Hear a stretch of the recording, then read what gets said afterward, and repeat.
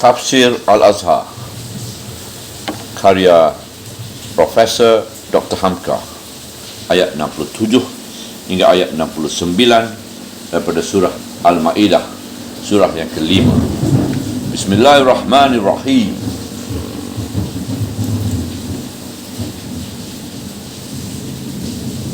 Ya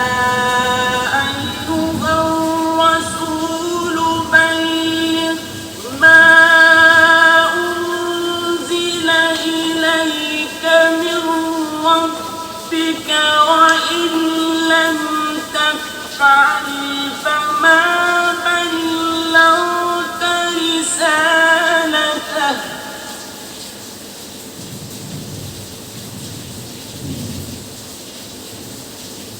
والله يعصمك من الناس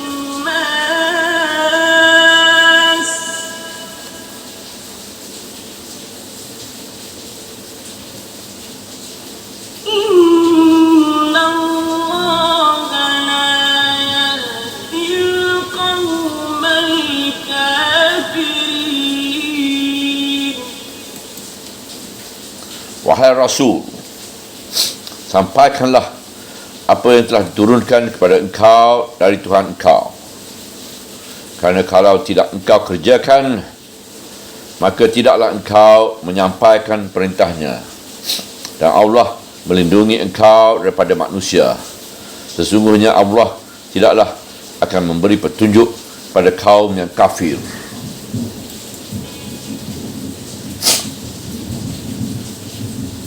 قل يا أهل الكتاب لستم على شيء حتى تقيموا التوراة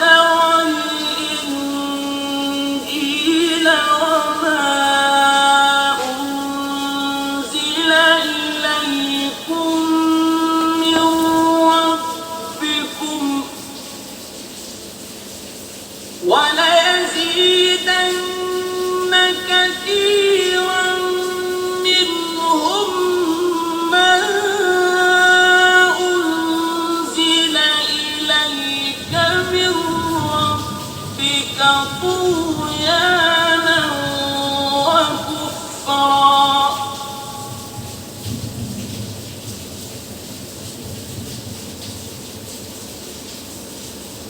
فلا تأس على القوم الكافرين.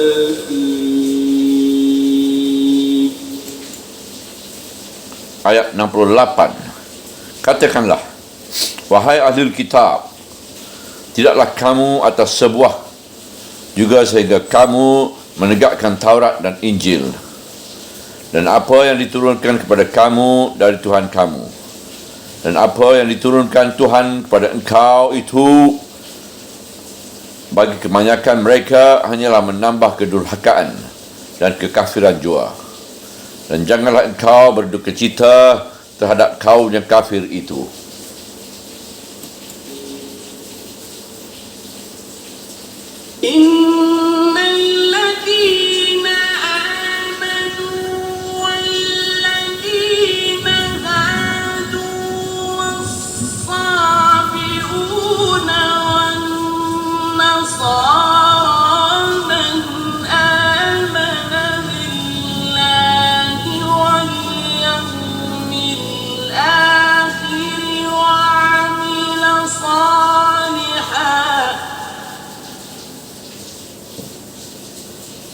من آمن بالله واليوم الآخر وعمل صالحا فلا خوف عليهم ولا هم يحزنون. Ayat 69. Sesungguhnya orang-orang yang beriman dan orang-orang Yahudi dan begitu juga orang Sabi'in dan Nasara, barang siapa yang beriman kepada Allah dan hari akhirat dan dia pun mengamalkan yang soleh, maka tidaklah ada ketakutan atas mereka dan tidaklah mereka akan berduka cita.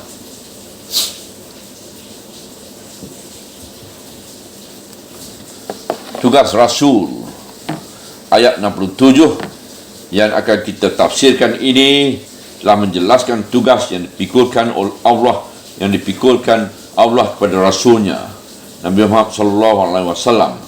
Dan di samping diberi tugas, Tuhan pun memberikan jaminannya pula atas keselamatan diri beliau selama melakukan tugas. Sebab itu maka ayat ini dimulai dengan ucapan wahai Rasul, pangkal ayat 67. Sebagaimana kita ketahui, Tuhan tidak pernah memanggil Nabi kita dengan menyebut namanya, melainkan menyebut tugas atau jabatannya. Dan panggilan wahai Rasul akan mengingatkan beliau tugas yang dipikulkan ke atas pundaknya. Sampaikanlah apa yang telah diturunkan kepada engkau dari Tuhan engkau. Ini adalah perintah tegas dari Tuhan bahawasanya segala wahyu yang telah diturunkan Tuhan kepadanya hendaklah beliau sampaikan langsung kepada umat. Tak boleh ada yang disembunyikan. Sebab samalah artinya dengan tidak menyampaikan sama sekali. Sama juga dengan kita umat Muhammad sendiri, kalau kita mengaku percaya kepada Allah dan Rasul, hendaklah kita percaya dengan keseluruhan, bukan percaya setengah-setengah atau percaya mana yang enaknya saja. Maka tiadalah dapat diragukan lagi bahawasanya perintah itu telah dijalankan oleh Rasul dengan selengkapnya. Tidak ada yang dikurangkan dan tidak ada yang disembunyikan, manisnya ataupun pahitnya. Beliau telah melakukan tugas dengan sebaik-baiknya. Beliau telah tegas dan teguh dan tegak seketika gelombang kesukaan datang lantaran melakukan tugas itu. Beliau telah setelah gelombang kesukaran datang lantaran melakukan tugas itu. Beliau telah sabar menderita di waktu timpa berbagai kesulitan sampai diperangi, diusir dan mau dibunuh berkali-kali. Seketika masih di Mekah 13 tahun, tidak berhenti-henti siang malam beliau melakukan tugas itu. Walaupun demikian dahsyat tantangan fitnah dari kaum Quraisy, beliau tidak berpindah dari Mekah sebelum ada perintah pindah dan hijrahnya ke Madinah. Bukanlah kerana lari dari tugas, melainkan kerana hendak menyusun kekuatan bagi menegakkan dakwah yang beliau bawa. Seluruh tenaga telah beliau tumpahkan sejak dari masa sembunyi-sembunyi mengadakan dakwah di rumah Arkam bin Abil Arkam sampai pindah dan sampai pelita agama bernyala dan musuh tunduk takluk dan tertakluk dan masuk ke dalam Islam berduyun-duyun. Setelah beliau hampir selesai menjalankan tugas itu, telah datang ilham kepada beliau bahawa sudah dekat masanya beliau meninggalkan umat itu. Maka beliau pun pergilah mengerjakan haji, iaitu yang dikenal dengan haji wada, haji selamat tinggal. Di waktu itulah beliau menerima pengakuan umatnya bahawa memang risalah yang ditugaskan kepada dirinya itu telah dipenuhi. Berkata Ibnu Katsir dalam tafsirnya, umatnya telah memberikan kesaksian bahawa risalah itu telah beliau sampaikan dan amanat itu telah beliau tunaikan. Beliau telah bertanya kepada mereka itu dalam suatu pertemuan yang besar dan khutbahnya setika haji wada. Sahabat-sahabatnya yang hadir di waktu itu lebih kurang berjumlah 40,000 orang. Sebagaimana terdapat sebuah hadis yang sahih dirawikan oleh Muslim dari Jabir bin Abdullah bahwasanya Rasulullah SAW dalam khutbahnya pada hari itu telah berkata, "Wahai sekalian manusia, kamu semuanya ini bertanggungjawab. Apakah pendapatmu?" Mereka menjawab, "Kami naik saksi bahwasanya engkau telah melakukan nasihat." Mendengar jawapan itu, Rasulullah mengangkat kepalanya memandahkan tangannya ke langit, lalu dikembangkannya menghadapi mereka semua. Lalu dia berkata, Ya Allah, bukankah telah aku sampaikan? Menurut riwayat Bukhari dan Muslim, seketika Masruq, iaitu tabi'in, bertanya kepada Aisyah, adakah ayat yang tidak disampaikan oleh Nabi? Aisyah menjawab, barang siapa yang menyatakan kepada engkau bahawa Muhammad pernah menyembunyikan apa yang diturunkan Allah kepadanya, berdustalah orang itu. Dan pada hadis yang lain, riwayat Bukhari dan Muslim juga, Aisyah berkata, kalau Muhammad hendak menyembunyikan sesuatu daripada Al-Quran, nescaya akan disembunyikannya ayat yang mengenai dirinya sendiri, yang berisi tempelak.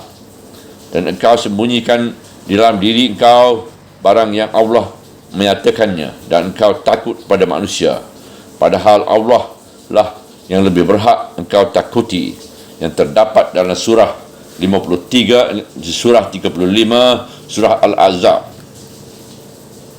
Berkata pula Bukhari, berkata Az-Zuhri, dari Allah datang risalah atau Rasul, kewajipan menyampaikan, atau kita kewajipan menaatinya. Dan Allah melindungi engkau daripada manusia. Inilah jaminan Allah atas Rasulnya, bahawa segala maksud jahat manusia atas dirinya tidaklah akan berhasil, kerana Allah Ta'ala selalu melindunginya. Sebab itu, janganlah dia khawatir dalam melakukan dakwah. Dalam ayat ini, Allah mengatakan Yashimuka, yang kita artikan memperlindungi, memakai fil mudari, yang mengandungi masa sekarang, hal, dan akan datang, istiqbal. Artinya selalu beliau diperlindungi Tuhan. Sebagaimana ditulis Imam Al-Mawardi dalam kitabnya Alamun Nubuwah, bahawa sejak mula menjadi Rasul, Tuhan telah memberinya perlindungan dengan berbagai jalan. Mula sekali yang dipakai Tuhan bab melindungi Nabi Muhammad dari bahaya ialah paman beliau, Abu Talib, yang dia disegani oleh orang Quraisy, sebab dia adalah pemimpin mereka yang disegani dan dipatuhi. Diciptakan Tuhan rasa cinta dalam hati Abu Talib kepada Muhammad, meskipun dia tidak memeluk Islam. Di sini terkandung satu hikmah tinggi dari kehendak Tuhan. Kerana kalau Abu Talib masuk Islam, tentulah mereka tidak segan lagi kepadanya. Tetapi sebab mereka masih bersatu agama, Quraisy segan mengganggu Muhammad kerana menghargai Abu Talib, dan segan pula akan wibawanya. Kemudian Abu Talib meninggal. Dalam masa Abu Talib telah meninggal, didatangkanlah Allah pula alat perlindungan yang baru, iaitu datangnya kaum Ansar dan Madinah, dari Madinah, yang bersedia harta benda dan jiwa raga mereka buat membela beliau, sehingga beliau pun berhijrah ke Madinah. Lantaran kesediaan mereka membela Rasul dengan harta benda dan jiwa raga, itulah maka mereka diberi gelar Al-Ansar, itu pembela-pembela. Dalam pada itu, kita perhatikan seluruh hidup beliau, baik seketika masih di Madinah, atau dalam perjalanan hijrah ke Madinah, atau sebelum sampai di Madinah. Berpuluh kali diadakan orang percubaan membunuh beliau, namun semuanya itu tidak berhasil. Pamannya Abu Lahab sendiri pernah dihasut dan dibujuk oleh kaum Quraisy supaya membunuh Muhammad. Mereka berkata, hai Abu Utbah, iaitu salah satu gelar nama Abu Lahab, kerana seorang dari antara anaknya bernama Utbah. Engkau adalah pemimpin kami. Engkau lebih utama di sisi kami daripada Muhammad. Sayang sekali Abu Talib selalu membelanya dan menghalang-halangi kami buat menentukan sikap pada Muhammad. Kalau engkau yang membunuh Muhammad, Abu Talib dan Hamzah tidak akan berani buka mulut.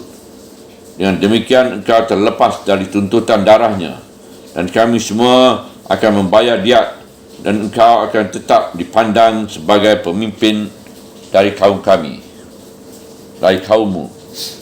Mendengar rayuan demikian, Abu Lahab lupa diri, lalu berkata, saya akan kerjakan sebagaimana yang kamu minta. Karena jawabnya yang demikian, semua bergembira ria dan semuanya memujinya. Dan namanya disanjung-sanjung dengan upacara-upacara yang diadakan. Dikatakan bahawa dia seorang yang setia mempertahankan agama nenek moyang yang telah dirosak, dibinasakan oleh anak saudaranya sendiri.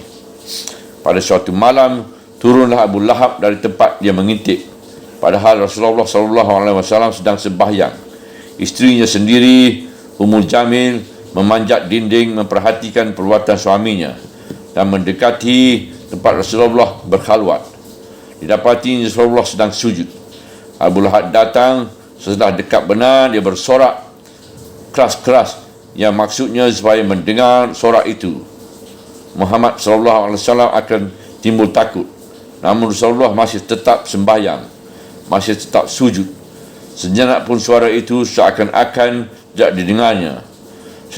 Tetapi setelah Abu Lahab dan isterinya Ummi Jamil hendak melangkah kakinya ke muka, hendak menikam Nabi SAW, kaki mereka tidak dapat diangkat, sehingga terpakulah mereka di tempat itu sampai datang waktu subuh.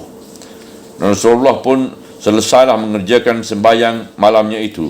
Dan melihat itu berkatalah Abu Lahab, "Ya Muhammad, lepaskan kami."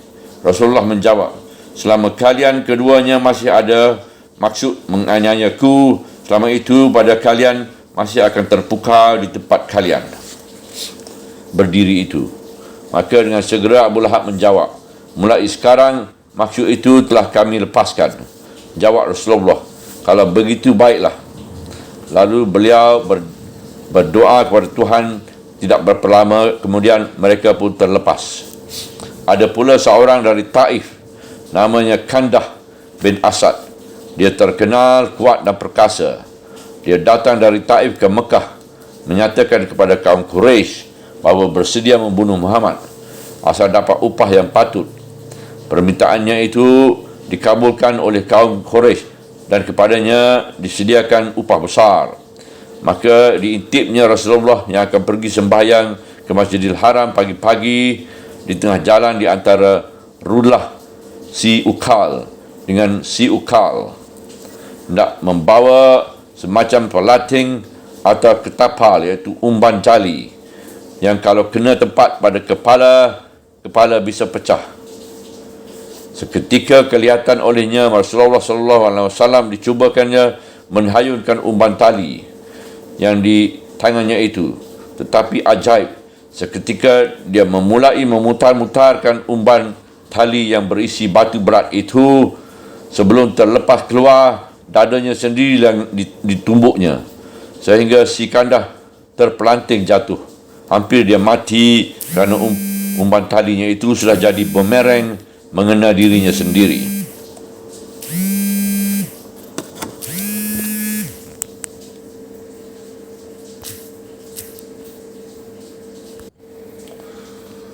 Akhirnya dengan kesakitan dia pun bangkit dan terus lari meninggalkan tempat itu dan datang kembali ke tempat kaum Quraisy. Lalu mereka bertanya, "Apa khabar?" Kandak menjawab, "Cubalah lihat olehmu, tidaklah kamu menampak beberapa ekor unta besar mengejar di belakangku, sampai aku lari terbirit-birit kemari." Orang-orang itu menjawab, Kami tidak melihat apa-apa." "Celakalah kalian, aku melihatnya, seram sekali," jawabnya. Setelah itu tidak tunggunya lama lagi, si Kandak pun lari terus sampai kembali ke Taif. Sampai di kampungnya dia diejek orang, dikatakan pengecut, besar mulut, dan dia menjawab, "Saya tidak menyalahkan kamu, sebab kamu belum mengalami yang aku alami." Hal-hal begini banyak bertemu selama Rasulullah SAW berada di Mekah. Setelah beliau hijrah pun berturut-turut kita telah melihat bagaimana Allah melindungi dia dari berbahaya manusia. Orang telah bermuafakat nak membunuh dia pada malam hari hijrah itu. 100 unta disediakan Quraisy bagi barang siapa yang berhasil membunuhnya, sehingga rumahnya telah dikepung malam hari dan akan diserbu sedang dia tidur.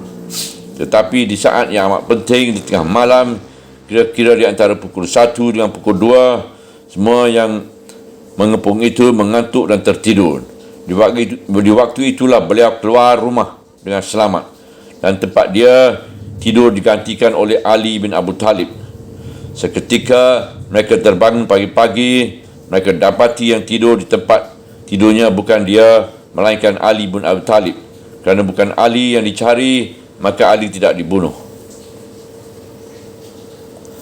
Beliau bersembunyi di gua di puncak gunung Saur. Setelah beliau dan Abu Bakar masuk ke dalam gua itu, seekor laba-laba membuat sarangnya di pintu gua. Sehingga seketika para pengejar hendak memeriksa gua, mereka mengundurkan diri saja kerana mereka melihat sarang laba-laba tidak putus. Tandanya belum ada orang yang masuk ke dalamnya. Padahal kalau pengejar-pengejar itu memekurkan kepala saja sedikit, akan kelihatannya orang yang tersembunyi di dalamnya. Sedang kaki orang yang mencari itu kelihatan oleh beliau dan Abu Bakar dari tempat mereka bersembunyi.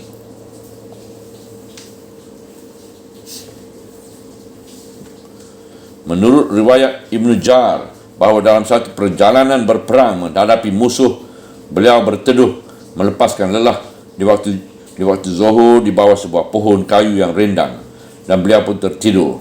Sedang pengawal-pengawal beliau berlengah, datang seorang badui pihak musuh menyelusup ke tempat beliau istirahat itu. Lalu diambilnya pedang beliau yang tersangkut di dahan kayu itu, lalu dikaiskannya Rasulullah dengan kakinya sehingga terbangun. Disentaknya pedang Nabi itu, lalu diancamnya Rasulullah SAW dengan bertanya, "Siapa yang akan dapat menghalangiku sekarang jika engkau aku bunuh?" Dengan serta-merta Rasulullah menjawab, "Allah." Mendengar jawapan itu, tiba-tiba gemetarlah tangan badui itu tersebut dan terlepas pedangnya dari tangannya. Menurut satu riwayat, setelah pedang itu jatuh lalu dipungut oleh Rasulullah sebab pedangnya sendiri, sekarang beliau pula yang mengacungkan pedang kepada badui itu seraya bertanya pula, "Siapa yang akan menghalangiku kalau aku bunuh engkau sekarang?" Dengan menyerahkan diri, badui itu menjawab, "Tidak ada yang akan melindungiku." Lalu orang itu dibebaskan oleh Rasulullah dan disuruh pergi. Satu riwayat pula mengatakan bahawa lantaran kebesaran maaf Nabi kepadanya, dia pun masuk Islam. Satu riwayat lagi dari Ibn Jar, demi kerana sangat takut agaknya atau menyesal, dia hempaskan kepalanya kepada pohon pokok itu sampai pecah dan dia mati. Mungkin kejadian ini dua kali. Dalam riwayat yang dibawakan oleh Ibnu Abu Hatim dari Jabir bin Abdullah, bahawa dalam peperangan Zatir Rika, beliau pernah berteduh berlepas lelah di sebuah kebun kurma. Sedang beliau duduk di dekat sebuah sumur sambil mengunjurkan kakinya, datanglah seorang musuh bernama Al-Warid dari Bani Najjar. Dia bertekad bulat hendak membunuh Nabi dengan pedang Nabi sendiri. Lalu kawannya bertanya, "Bagaimana caranya engkau hendak membunuhnya?" Dia menjawab, "Akan aku pinjam pedangnya. Setelah pedang itu ada pada tanganku, terus sekali aku akan tetak dia." Setelah berkata demikian, dia pun datang mendekati Rasulullah, lalu dipinjam ke pedang beliau. Katanya hendak menciumnya dan mematut pedang itu. Pedang itu diserahkan Nabi kepadanya dengan tidak merasa syak wasangka sedikit pun. Tetapi sesampai dalam tangannya, tangan itu gemetar dan pedang itu terjatuh sebelum sempat diangkatnya. Lalu dengan tenang Rasulullah SAW berkata, "Rupanya Tuhan Allah telah menghalangi maksud jahatmu." Hadis-hadis dan riwayat ini menunjukkan bahawasanya meskipun Allah telah memberikan jaminan pengawasan dan perlindungan atas diri beliau sehingga selamat dan berbahaya, namun mereka tidaklah lengah dari menjaga Nabi, sebab di samping perlindungan Allah hendaklah ada pula iktibar manusia. Penutup ayat, "Sesungguhnya Allah tidaklah akan memberi petunjuk pada kaum-kaum yang kafir." Ujung ayat 67. Ujung ayat ini memberi peringatan kepada orang yang beriman bahawasanya segala rencana orang kafir yang tidak mau menerima kebenaran itu tidaklah akan berhasil. Allah tidak akan memberi mereka petunjuk, sebab sejak semula mereka telah menempuh jalan yang salah. Maka segala siasah mereka, baik menghalangi dan menghambat rencana Rasulullah ataupun usaha nak mengganggu diri beliau sendiri, tidaklah akan berhasil. Kebenaran ajaran Tuhan cepat ataupun lambat pasti akan jelas juga. Dalam ayat ini kita menampak betapa beratnya tugas seorang rasul.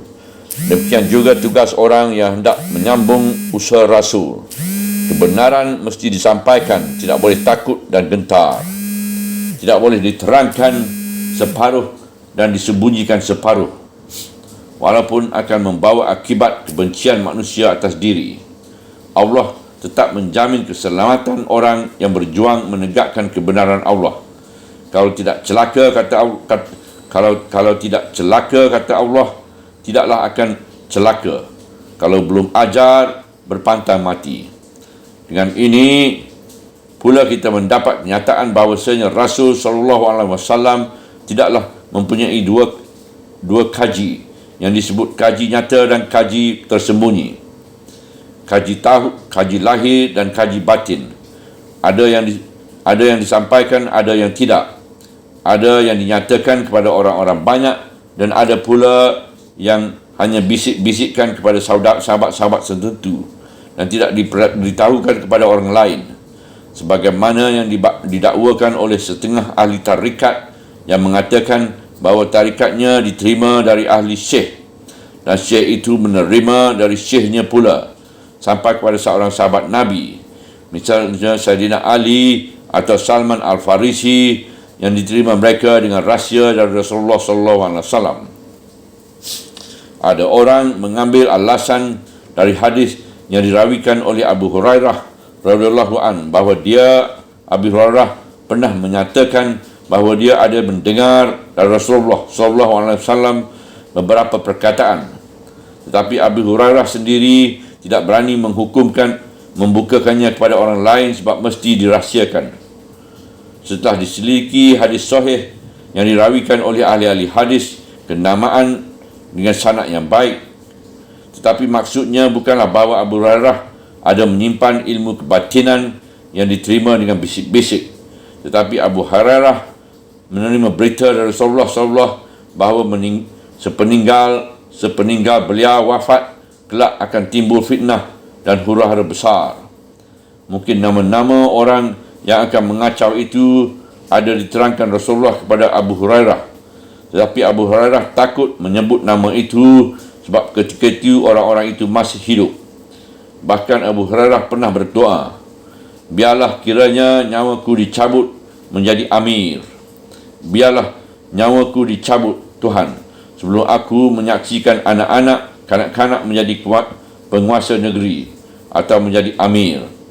Rupanya doanya dikabulkan Tuhan sehingga dia meninggal pada tahun 57 Hijriah. Naiklah Yazid bin Muawiyah menggantikan ayahnya Muawiyah bin Abu Sufyan menjadi khalifah. Setelah zaman Yazid terjadilah kekacauan besar, penyerbuan ke Mekah, penyerbuan ke Madinah, sehingga beribu orang sahabat Rasulullah SAW yang mati terbunuh, dan pembunuhan kepada Husain bin Ali di padang Karbala. Dengan ini teranglah untuk umatnya cuma perhitungan beliau dalam perkembangan politik setelah beliau wafat kelak disampaikan kepada Abu Hurairah, dan oleh Abu Hurairah sendiri beberapa hal dirahsiakan kerana takut jiwanya sendiri terancam. Dan dengan ini pula maka teranglah apa yang dimaksudkan oleh sabda Rasulullah SAW bahawa beliau telah meninggalkan ajaran agama yang lengkap dan tidak ada yang tersembunyi. Malamnya serupa dengan siang.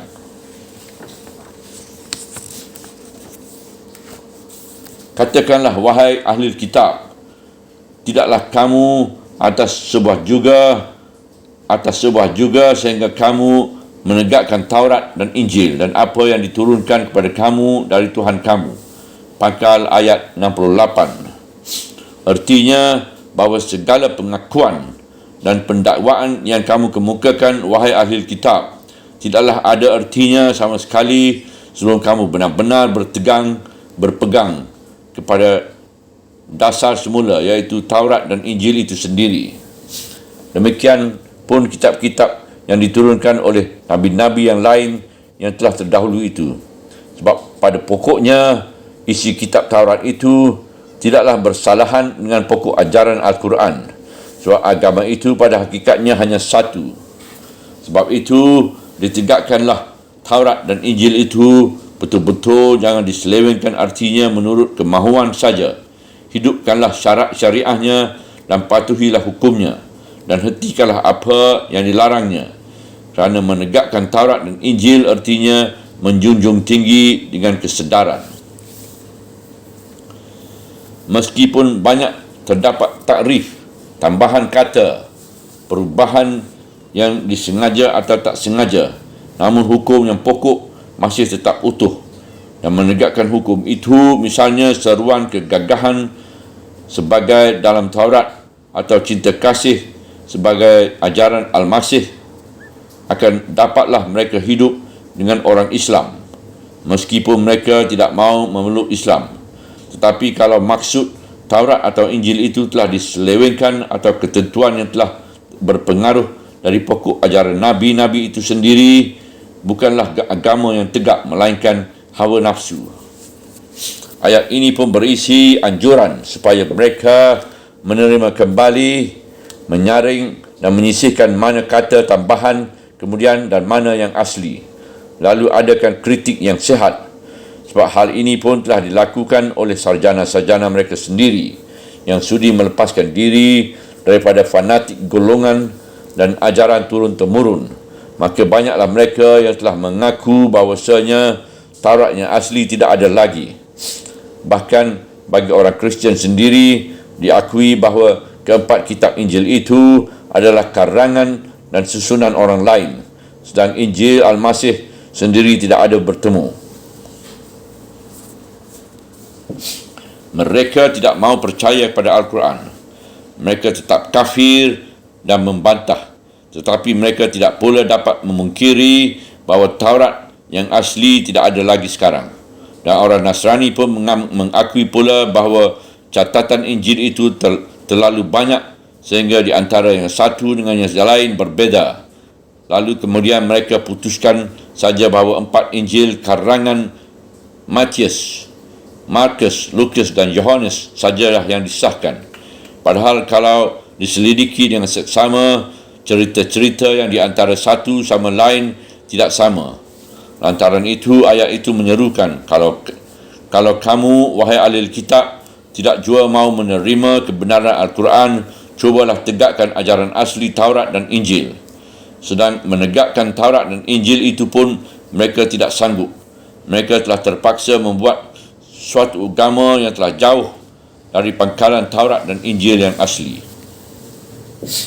Ayat ini sekali lagi menunjukkan betapa luasnya dan lapang dada, iaitu toleransi Islam terhadap ahli kitab. Kalau mereka tegakkan betul-betul ajaran asli Taurat dan Injil, nescaya mereka tidak akan membuat bohong.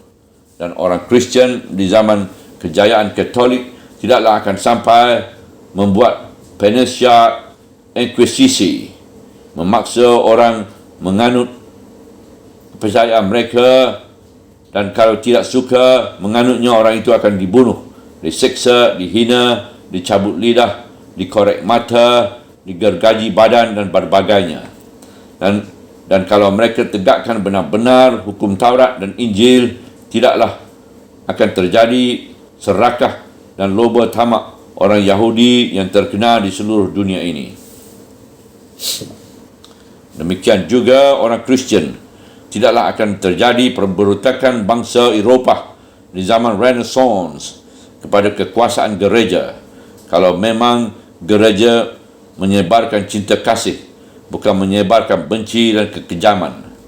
Ketahuilah bahawasanya kekejaman gereja di zaman tengah yang di Eropah di waktu itu dinamai zaman gelap, dan itulah di zaman moden kita ini ditiru, diteladan oleh kaum komunis. Dan apa yang diturunkan Tuhan kepada engkau itu, bagi kebanyakan mereka hanyalah menambah kedurhakaan dan kekafiran jua. Beginilah terjemahan yang kita ambil dari lanjutan ayat supaya dapat difahamkan susun katanya menurut jalan bahasa Indonesia. Kalau diterjemahkan secara harfiah, begitulah bunyinya. Dan sesungguhnya akan sangat menambahkan kebanyakan dari mereka apa yang diturunkan kepada engkau dari Tuhan engkau, kedurhakaan dan kekafiran. Tegasnya, kerana hawa nafsu mereka telah lebih mempengaruhi cara mereka berfikir, apapun kebenaran yang dibawa oleh Al-Quran yang diturunkan kepada Nabi Muhammad SAW tidaklah akan menambah mereka dekat, melainkan menambah mereka durhaka, menentang dan menolak mentah-mentah. Mereka telah menutup hati terlebih dahulu sehingga satu kebenaran pun tidak akan masuk. Demikian juga sampai pada zaman kita sekarang ini. Meskipun Muhammad SAW telah memberikan uluran tangan agar mereka menegakkan Taurat dan Injil supaya dapat bekerjasama menegakkan kebenaran dalam dunia ini, namun seruan itu akan tetap mereka tentang, mereka durhakai dan mereka tolak. Sebab yang mereka nilai bukan lagi kebenaran, tapi kedaulatan cara pemuka agama yang tidak boleh dibantah. Dan sampai pada zaman kita sekarang ini, sikap menentang mereka masih tetap ada dan lebih ngeri. Dengan kekuasaan yang ada pada golongan mereka, selalu mereka berusaha hendak mengganjakkan umat Islam daripada agamanya dengan mengadakan zending dan misi ke dalam dunia Islam. Di penutup ayat bersabdalah Tuhan, maka janganlah engkau berduka cita terhadap kaum yang kafir itu. Ujung ayat 68.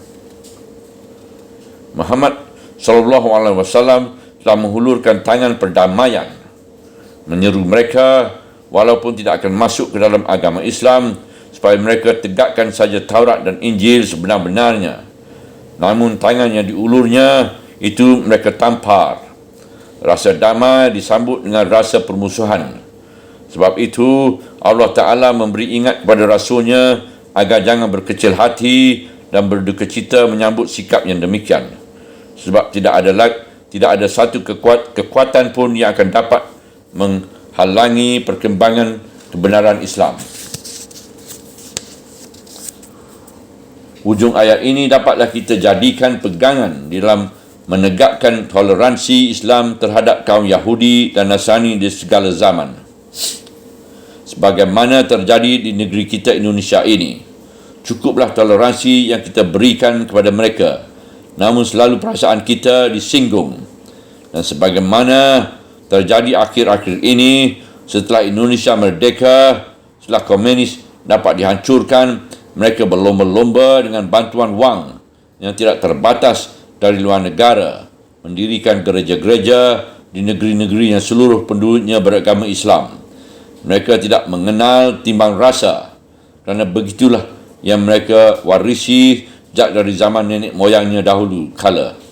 Jangan berduka cita dan janganlah berkecil hati melihat sikap yang demikian. Tetapi rapatkanlah barisan dan selalulah adakan dakwah pada kalangan Islam sendiri, supaya mereka memeluk agamanya dengan kesedaran. Jangan Islam asal nama saja. Kerana hanya orang-orang yang lemah imanlah yang dapat dipengaruhi oleh pihak Kristian dan Yahudi, yang seluruh sikapnya kepada kita adalah permusuhan belaka. Jangan berduka cita melihat ini, dan jangan kehilangan akal. Islam mempunyai toleransi yang begitu besar kerana dia yakin akan kebenaran ajarannya. Toleransi Islam. Setelah Allah memberi peringatan kepada Rasulnya agar jangan berduka cita melihatkan kesempitan faham pemeluk agama yang lain itu, yang kita umat Muhammad merasakan sampai sekarang, datanglah lanjutan ayat yang luar biasa menunjukkan berlapang dada. Sesungguhnya orang-orang yang beriman, pangkal ayat 69. Yang dimaksud dengan orang-orang yang beriman di sini ialah orang-orang yang telah menyatakan percaya kepada Allah, percaya pula bahawa Nabi Muhammad SAW adalah Rasul Allah, dan percaya pula bahawa Al-Quran ialah wahyu ilahi kepada Muhammad untuk menjadi tuntunan bagi kita dan orang-orang Yahudi, iaitu umat orang yang mengaku bahawa pengikut Nabi Musa dan mengakui Taurat sebagai kitab wahyunya. Dan begitu juga orang-orang Syabi'in.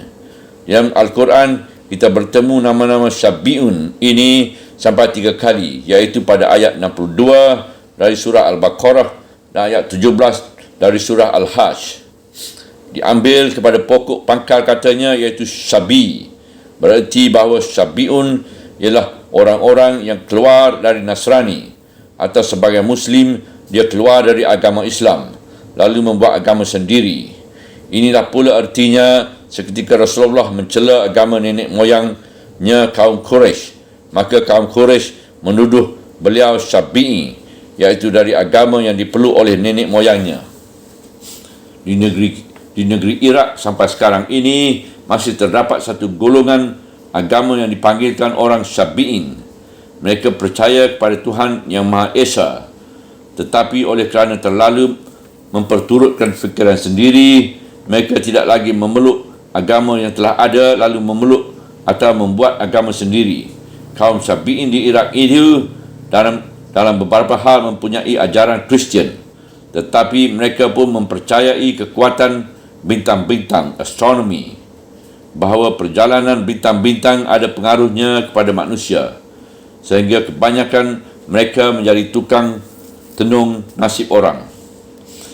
Menilik kepada pokok ambilan bahasa ini, maka penulis tafsir ini berpendapat bahawasanya gerakan-gerakan agama yang dicuba orang menyusun di zaman moden ini, seumpamanya teosofi yang digerakkan oleh Annie Besant dan Madame Blavatsky di India berapa puluh tahun yang lalu, boleh juga dimasukkan dalam Syabi'in, sebab maksud gerakan teosofi ialah hendak mempersatukan atau mencari titik-titik pertemuan segala agama yang ada, lalu hikmat ketuhanan. Mulanya mereka tidak bermaksud hendak membuat agama baru, melainkan hendak mempertemukan intisari segala agama, memperdalam rasa kerohanian. Tetapi akhirnya mereka tinggalkan segala agama yang mereka pernah peluk dan tekun dengan teosofi. Pada pendapat saya, meskipun dalam tafsir-tafsir lama tidak bertemu pendapat seperti ini, teosofi adalah semacam Syabi'in juga. Sultan Jalaluddin Muhammad Akbar, Sultan Mongol Islam yang agung di Hindustan yang terkenal itu pun mencuba pula mencari titik tolak pertemuan agamanya, lalu membangun agama baru dinamai Din Ilahi. Maka disuruhkannya menyalin perjanjian lama dan perjanjian baru dalam bahasa Parsi, dan dipesankannya api suci Iran dalam istana di Agra, dan beliau suruh menghormati sapi dan meninggalkan memakan dagingnya, dan beliau bertekun ibadat dalam bulan puasa. Dan inilah semacam Syabi'in.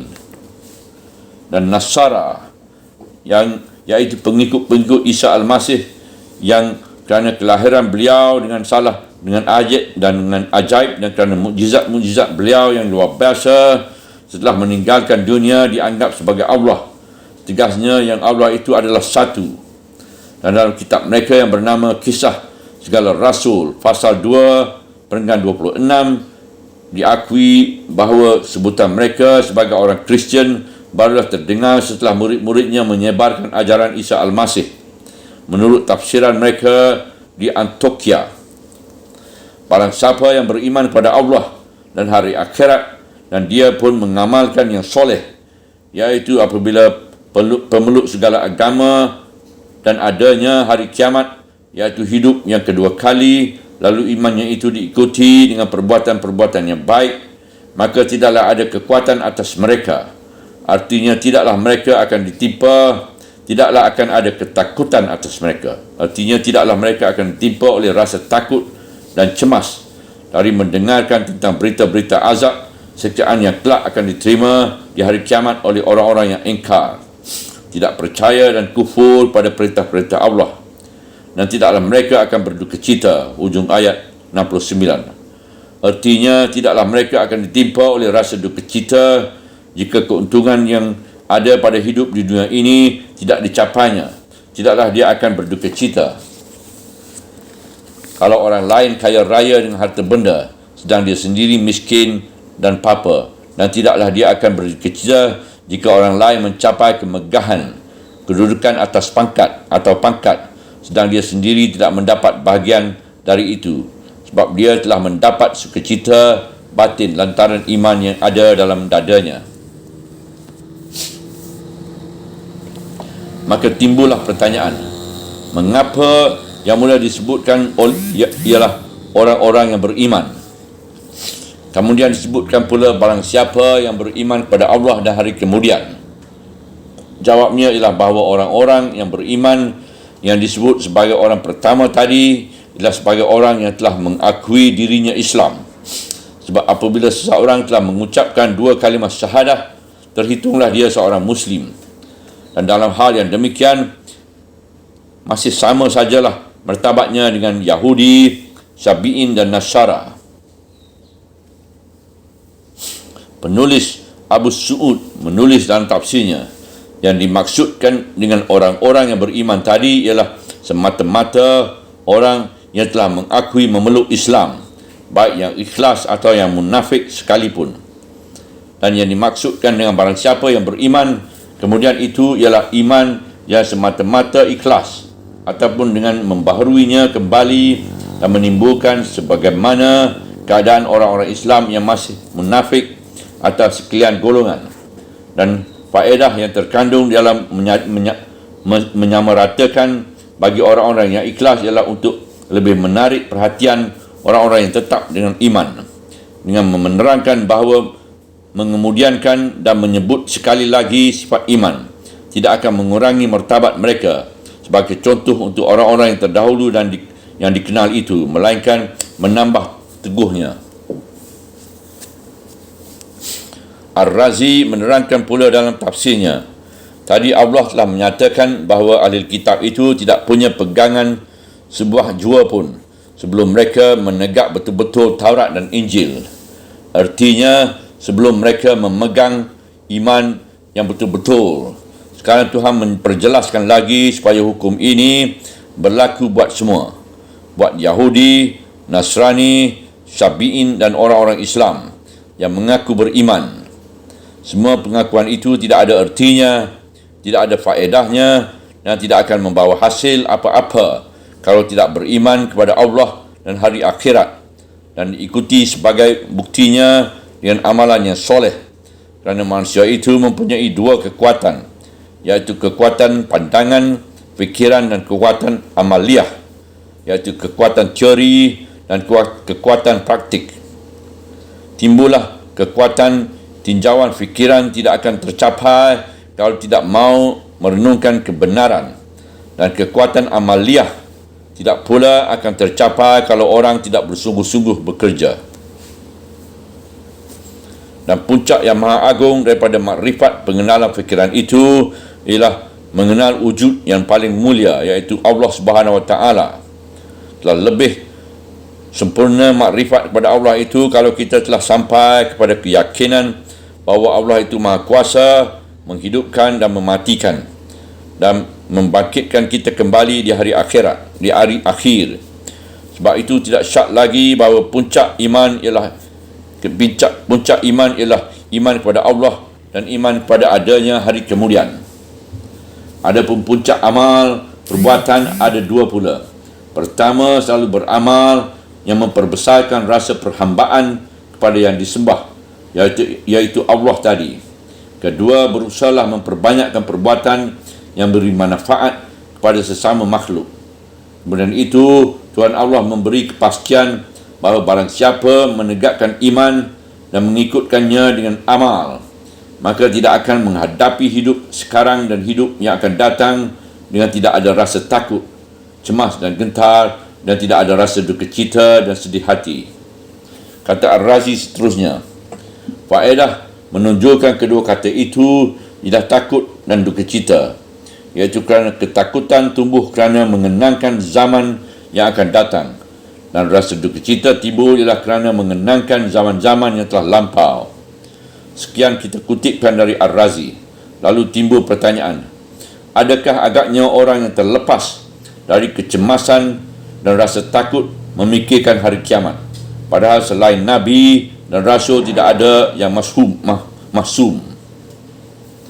Jawabnya ialah bahawa ayat ini menunjukkan jalan untuk kian lama yang menghindari rasa takut itu. Pertama, dengan syarat iaitu amal soleh. Dan seseorang tidak akan mendapat menegakkan amal yang soleh melainkan serentak berusaha pula menjauhi sekalian perbuatan maksiat. Kedua, kalau rasa takut masih ada juga, maka takut yang demikian tidak usah dicemaskan. Sebab dengan adanya rasa takut dalam diri sendiri, dalam diri seorang yang Muslim, bertambah kuatlah dia beramal yang soleh dan bertambah berusahalah dia mendekati Tuhan.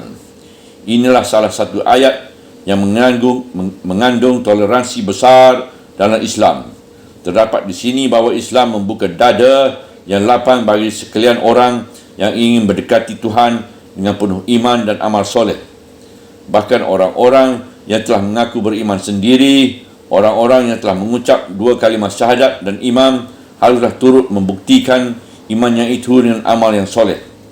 Maka sebelum iman dibuktikan, iaitu memperdalamkan kesedaran akan adanya Tuhan dan beramal yang membawa faedah bagi sesama manusia, masih sama sajalah kedudukan di antara pemeluk segala agama yang agamanya itu baru sebagai mereka dan cap saja. Maka apabila iman pada Allah dan amal jasa kepada sesama manusia, dengan sendirinya tegaklah agama yang sejati. Tidak ada lagi rasa kebencian dan dendam, dan terbukalah hati menerima wahyu yang dibawa oleh sekalian Nabi sampai kepada Nabi Muhammad SAW. Dalam suasana yang demikian, maka iman pengikutan iaitu Yahudi keturunan dan Syafi'i turutan dan Kristian kerana dogma akan sederhana dan timbullah kesatuan dan persatuan seluruh manusia dalam satu agama, iaitu agama yang benar-benar menyerah diri kepada Tuhan. Itulah Islam. Subhanallah walhamdulillah wala ilaha illallah wallahu akbar wala hawla wala quwwata illa billahil aliyyil azim wala hawla wala quwwata illa billahil aliyyil azim wala hawla wala quwwata illa billahil aliyyil azim wala hawla wala quwwata illa billahil aliyyil azim.